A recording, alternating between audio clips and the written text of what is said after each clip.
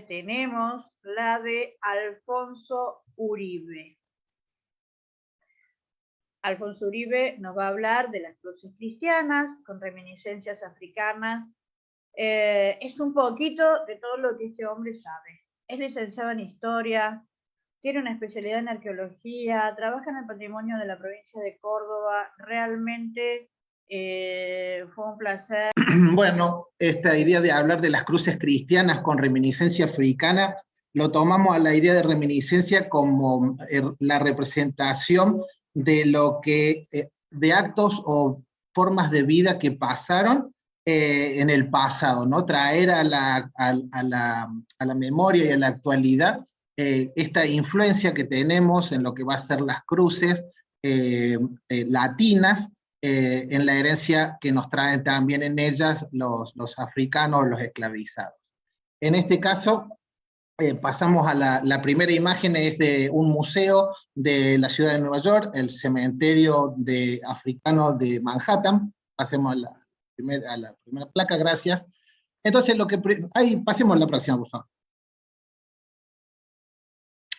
Entonces, bueno, lo primero simplemente como una aclaración, que desde el siglo XIV, en sus viajes por toda la costa atlántica de África, van llegando los diferentes grupos que van a provocar la esclavización de los africanos y su traslado a través del comercio hacia América, simplemente como una generalización para apuntar a lo que vamos a ver específicamente de las cruces. A la próxima, por favor.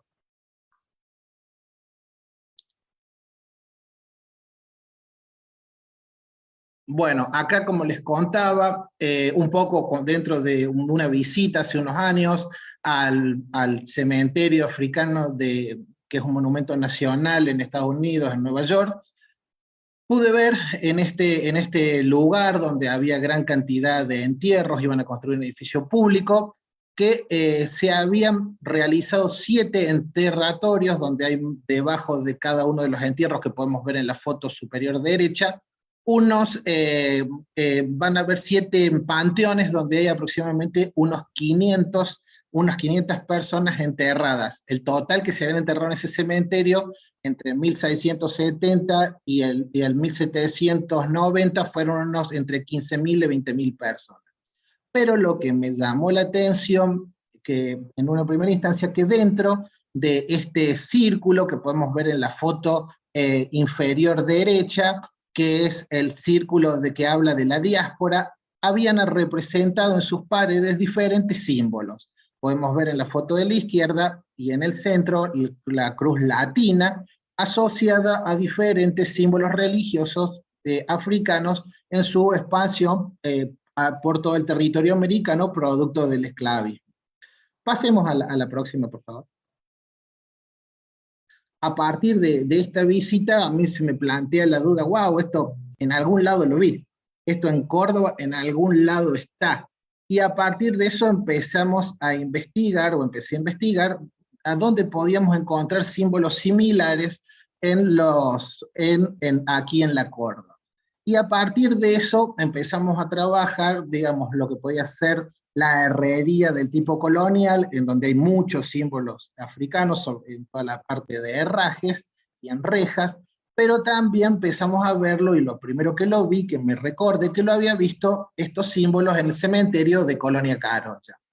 Entonces podemos decir que en Córdoba hay varios tipos de entierros, primero los prehispánicos, que pueden ser directos e indirectos de los grupos originarios, posteriormente con la llegada de la conquista, como hablaba el disertante anterior, que me pareció muy interesante lo que comentaba, la aparición de la iglesia y los cementerios asociados a sectores laterales o aledaños de la iglesia. Digo aledaños porque también en la Catedral de Córdoba se enterró en el atrio, en el lateral derecho y posteriormente en la parte de atrás de la iglesia catedral.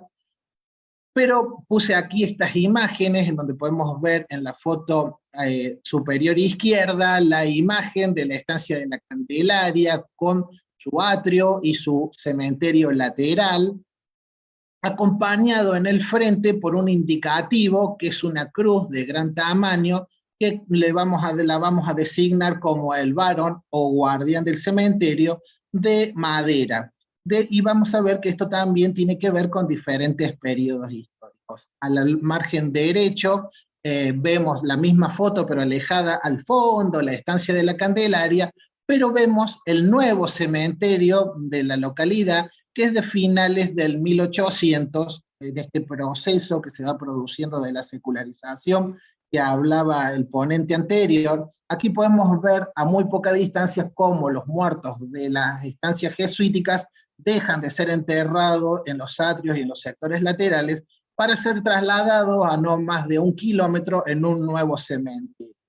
Que en este caso también el de la Candelaria tiene la particularidad que por las ponencias anteriores, que fuera del cerco perimetral del cementerio también hay tumbas para los disidentes.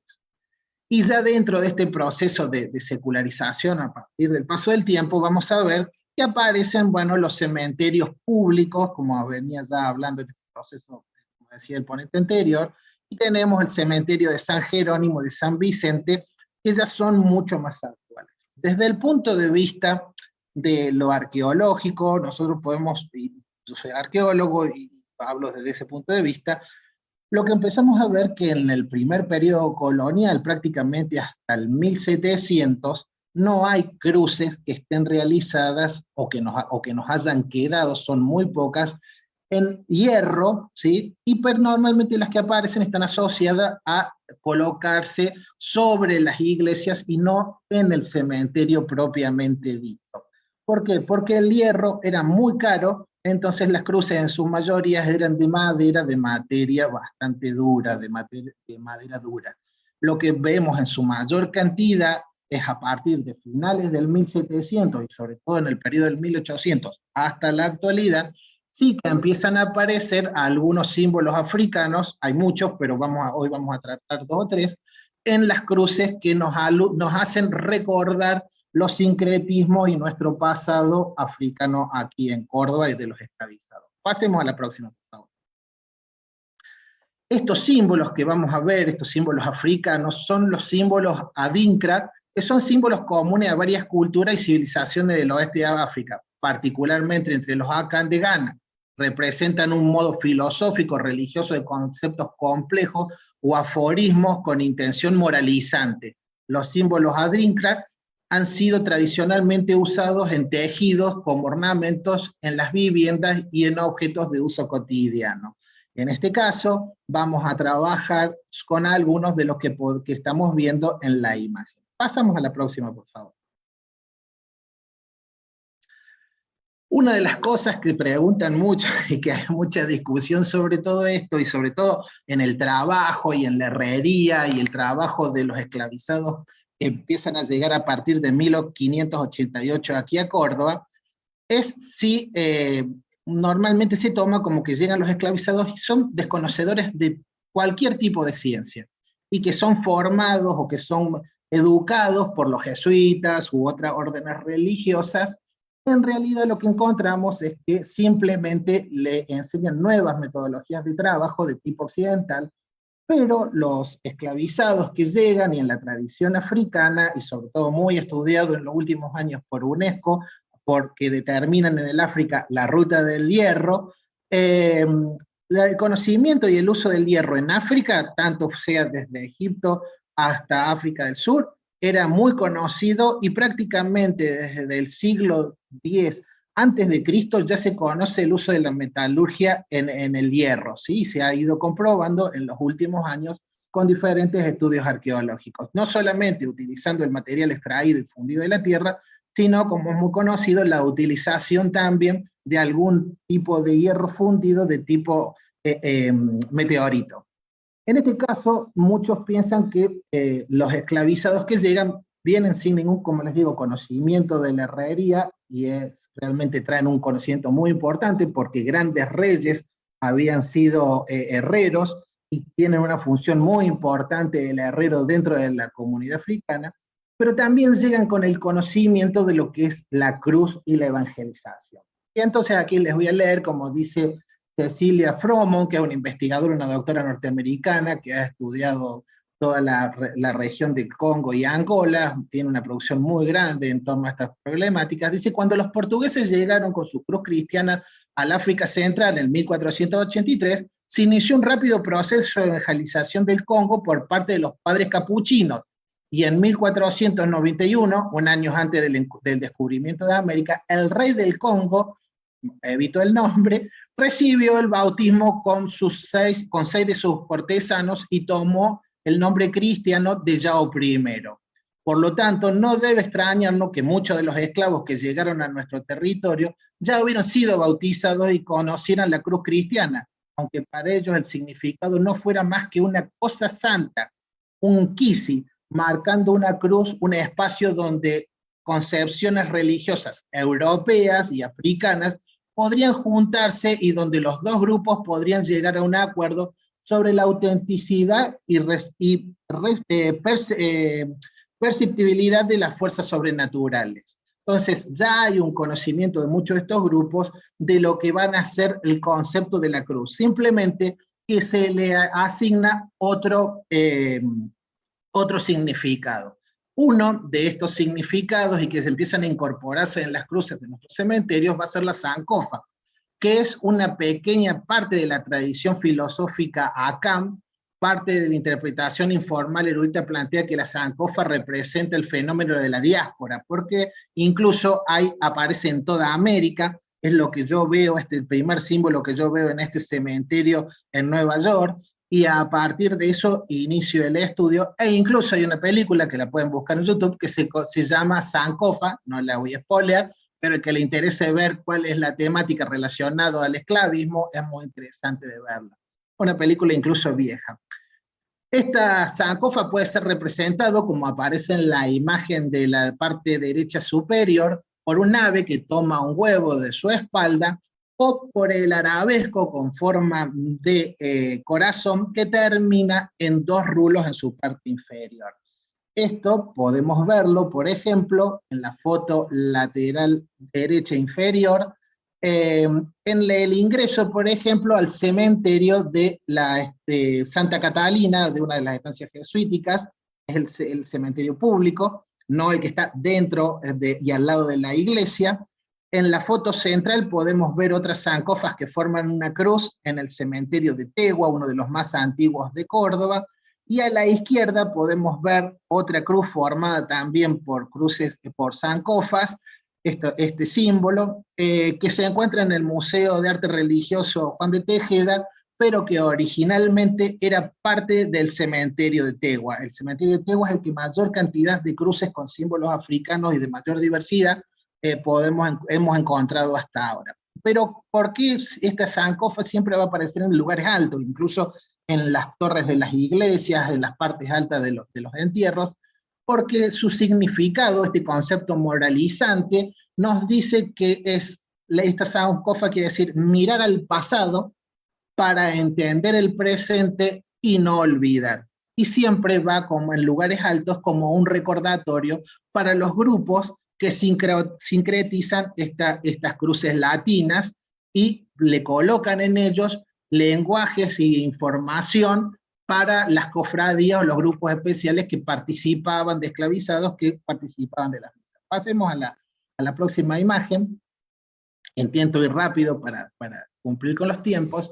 Y el otro símbolo es un símbolo que es muy importante y que se repite y que también en la primera presentación se hizo alusión y en las otras, es el cosmograma Bakongo, que es un cosmograma que viene desde el Congo, en donde la idea religiosa de los pueblos viene muy asociado entre los mundos materiales y el mundo inmaterial, en donde estos pueblos son pueblos animistas, donde creen que el herrero, incluso en muchos casos al momento de forjar una pieza en el yunque, le da vida y le otorga vida al momento de otorgarle un nombre, y representa esa cruz para ellos, este cosmograma donde está en la parte superior el norte, es el sol, el mediodía, lo masculino, a la izquierda es el oeste, está representado el oeste, también como el crepúsculo, la transición de la vida y la muerte. hacia abajo el sur es la noche, lo femenino, el mundo de los muertos y de los espíritus, y a la derecha el este, que es el amanecer, la transición espiritual, muy asociado también al nacimiento. Este símbolo van a ellos tomarlo, nosotros lo vamos a tomar como una cruz simple latina, pero para ellos cuando vean una cruz cristiana, lo que ellos van a estar es viendo un Ninkisi, y dentro de su Ninkisi van a estar viendo este cosmograma, que a veces digo así medio en broma, por decirle, ellos se lo pusieron a los curas por todos lados. Acá en Córdoba, por lo menos, los curas no se estarían contentos, ¿no? Pero no les quedó otra que en su sincretismo ponerlo aquí. Y la foto que tenemos a la derecha y abajo, les muestro esto porque creemos, bueno, están nada más que en las cruces cristianas y en los cementerios, y son prácticas religiosas que ya no se ven tanto. Esa foto no tiene más de un año, es de un barrio de acá de Córdoba, muy cercano donde entrena un club, porque utilizan mucho la magia en los clubes de acá de Córdoba, y lo que podemos ver era, en el círculo se ve carbón, allí había una ofrenda de animales muertos, y por debajo podemos ver el cosmograma, esta protección, han encerrado, debe ser los del otro club, o los del club que iba a ser afectado, perdón, en un cruce de caminos han colocado ese círculo de contención, esta circularidad de la vida, y por debajo la cruz o la X del cosmograma, que es también esta representación de la protección espiritual para hacer que esa ofrenda saliera de ese lugar. Pasemos a la próxima, pero es una foto, quería mostrar como algo actual que está pasando. Y aquí nos vamos a encontrar con esto que decíamos, entierros asociados a las iglesias, la iglesia de la Compañía de Jesús, patrimonio mundial.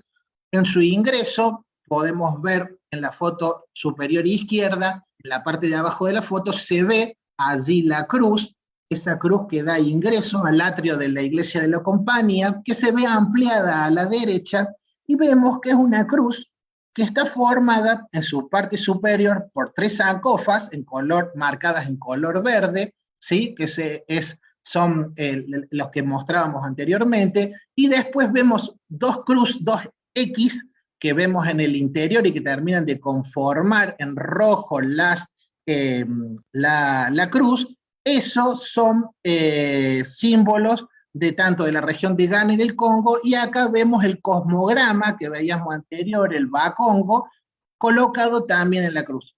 Una cruz conformada plenamente por símbolos africanos, ¿sí? De la religión africana. Y que, pasemos a la próxima imagen, por favor,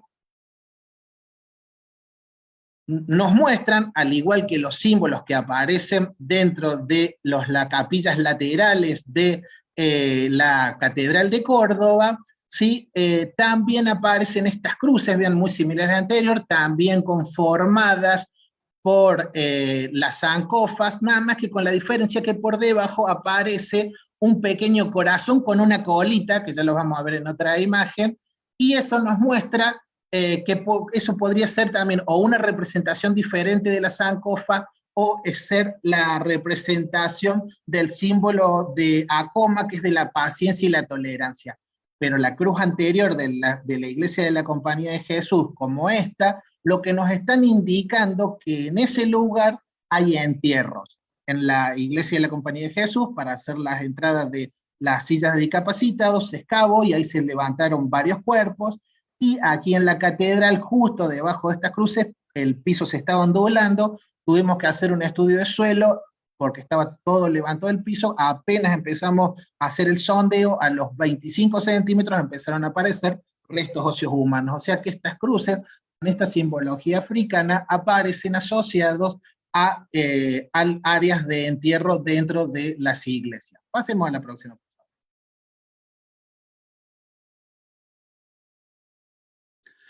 Acá, para comparar, mostramos a la izquierda y en la parte superior el cementerio afro del Palmar en Colombia, y para qué, simplemente para mostrar el símbolo de la circularidad, ¿no? Este Bakongo, cómo se utiliza, y cómo lo podemos ver en el cementerio de Tegua, en el sur de la provincia de Córdoba, nada más que con la diferencia que podemos ver en la foto superior derecha, que en el lugar de tener las puntas como de estrellas, se proyectan cruces, ¿sí? Pero vean la similitud entre las imágenes que tenemos tanto a la derecha como en el centro del PowerPoint.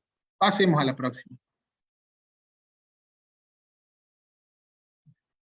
Este es un caso especial y me voy a detener un segundito nada más. No está dentro de la parte cementerio, o sea, que estamos haciendo alusión, pero está en la cruz del templo de Santa Teresa, es la cruz del campanario, está del otro lado, se encuentra el cementerio, y siempre lo que digo, la pregunta es, ¿esto que está en la punta del campanario, es realmente una cruz cristiana o qué era? Y buscando y trabajando con un libro de Lidia Cabrera, encontramos que es el símbolo, obviamente reinterpretado por un herrero local, de la patitemba o símbolo mágico de la regla quimbisa del Santo Cristo del Buen Viaje. En este caso, vean que son similares los elementos naturales, en la punta superior que aparece como esta cruz, en donde podemos ver que en la parte superior en realidad tiene el formato como si fuera de una planta.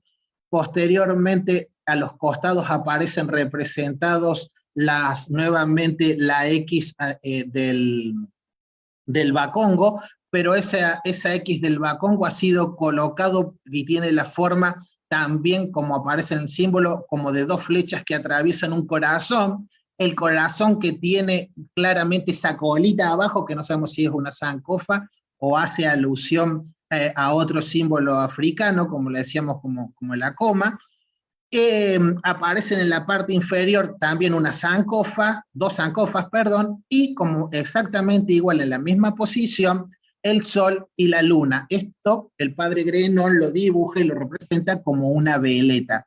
Pero bueno, este símbolo, para que veamos el difusionismo que tiene y el movimiento que hay también en América de estos conocimientos, este símbolo, el de la patitemba, es desde una cofradía, de un grupo de una cofradía de Cuba, que se dedicaba a recibir y a colaborar y ayudar con los viajeros, ¿no? Entonces eso lo pueden buscar, hay varias publicaciones y trabajos, pero me pareció un ejemplo interesante porque está en la cúspide, en la parte alta de la iglesia de un convento de monjas de clausura, en donde podemos ver que ellos han colocado su símbolo y todas sus tradiciones. Podemos interpretar que nos quisieron decir, todavía no sabemos, eso es uno de los problemas de la arqueología, pero lo podemos ver. Aquí, en el cementerio de Carolla, podemos ver a la izquierda una cruz, un varón, y a la derecha el varón que está representado y que aparece también en el cementerio de Nueva York. Ese fue uno de los símbolos también que rápidamente vi, que me di cuenta. Muchos de ustedes tienen este símbolo en el cementerio, pero para que esté completo siempre tiene que estar acompañado de los 3 escalones que ustedes pueden ver en ese lugar. Hemos encontrado en un sitio jesuítico también en La Rioja, gracias a un arqueólogo de La Rioja, que nos mostró un lugar, también, me dice, no sé si es un cementerio, vamos, déjame que lo vea, y cuando fuimos era realmente un círculo mágico con un varón en el centro y la cruz formaba el bacongo. Pasemos a la próxima. Aquí simplemente podemos ver en los cementerios, como les decía anteriormente, aquí es un caso de tomé uno del sur, uno del centro y uno del norte de la provincia de Córdoba. A la izquierda del cementerio está de Santa Catalina, podemos ver una sankofa dibujada sobre la chapa, hoy en día es una visión moderna de esto, con un corazón, igual como veíamos anteriormente, pero dibujado. En el centro está el cementerio de Tegua, con las cruces que vimos anteriormente. A la derecha el cementerio de Colonia Carolla, que es muy similar la imagen a la que vimos en las cruces de Colombia, pero vean que aquí se le agrega un elemento, un entierro nuevo, al cual por debajo se le agrega una vasija con un cucharón, imitando a lo que vendría a ser un contenedor para magia, ¿sí? O sea que es un elemento, vean cómo se empiezan a intercambiar y a aparecer estos elementos asociados a las cruces. Hay muchos más, yo me estoy siendo muy puntual y muy concreto. Después el cementerio de Piedritas Blancas, abajo, y me gusta una frase que vemos de vuelta en los mismos símbolos, lo que dice Lidia Cabrera. Como plantea Lidia Cabrera en su libro Abra Foruna, un símbolo es una realidad. Lo tenemos ahí en las cruces, una realidad que nos habla de estos pueblos esclavizados que llegaron a América. Pero nunca nos debemos olvidar que un símbolo no son nada sin las personas que lo dieron, le dieron y le dan un significado, ¿no? Estos esclavizados y nosotros hoy en día que somos los replicadores de este mensaje. Y pasemos a la última. Como conclusión, y después van a poder tener el escrito donde hay más información, dice: las formas geométricas de los herreros son artesanías comunicativas, en la que el producto estético de la transfiguración de los ecos afrohispanos nos revelan en el lenguaje visual de la cruz los signos Andrica y Congo, y los signos del cristianismo como señal intencionales que sintetizan en la zanconfa incorporado por los herreros esclavizados, que las cruces de hierro perduran porque vienen de lejos para iluminar el presente y parten de este siglo para enriquecer el futuro. Esta última es una frase de Magno Fernández de Reis del año 2009. Muchas gracias.